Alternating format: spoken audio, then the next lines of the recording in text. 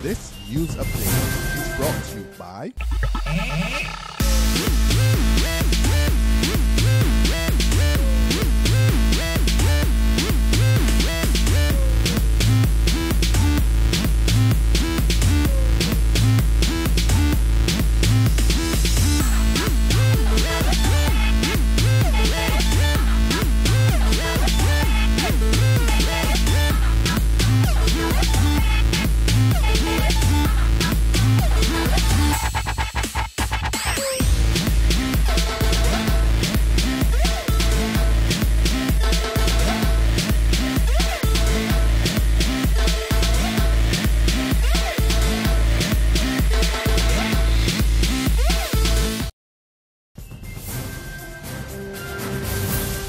This is the Noon Barbados Today update for Friday, August 22nd, 2014. I'm Dawn Paris. Good afternoon.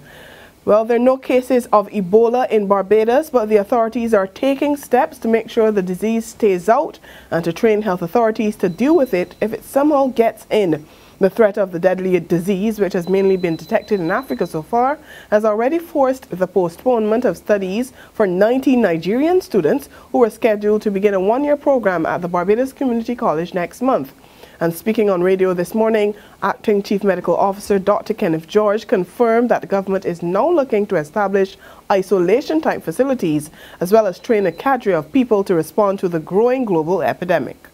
The Ministry of Health has identified isolation stations where we are using good infection control procedures for patients to say both short and intermediate term.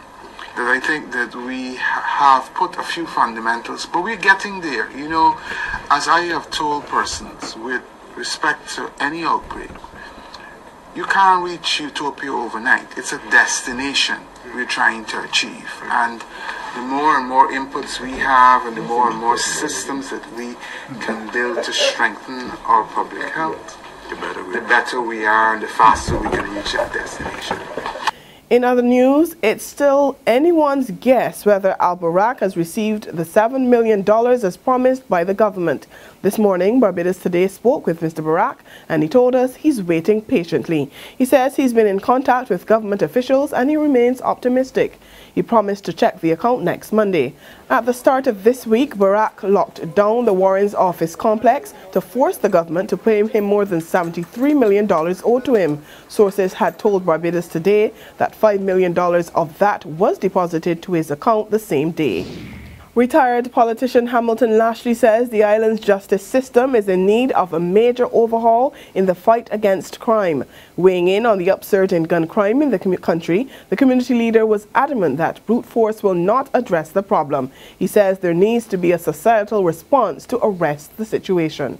Until we utilize the skills and the resources of the community practitioners across Barbados, that is the community leaders, all right, the people who are directly the Rastafari grouping, particularly the Barbados Youth Action Program and their program that they have of choices and consequences, then we can be batting our heads against the wall. Police are reporting several major drug seizures. Members of the drug squad yesterday conducted an eradication exercise in Congo Bay, St. Philip, where they discovered 1,436 cannabis plants. Lawmen say the plants were being cultivated in a bushy area, with the tallest of the plants standing at 10 feet. No one has been arrested in connection with that discovery. Meantime, several people are assisting police with another drug discovery, this time in Turner's Hall, St. Andrew. 550 cannabis plants were found in the area. The tallest of them was 7 feet. There's regional and international news after this short break. Hi, I'm Red Plastic Bag. Anyone who knows me knows I don't like cold.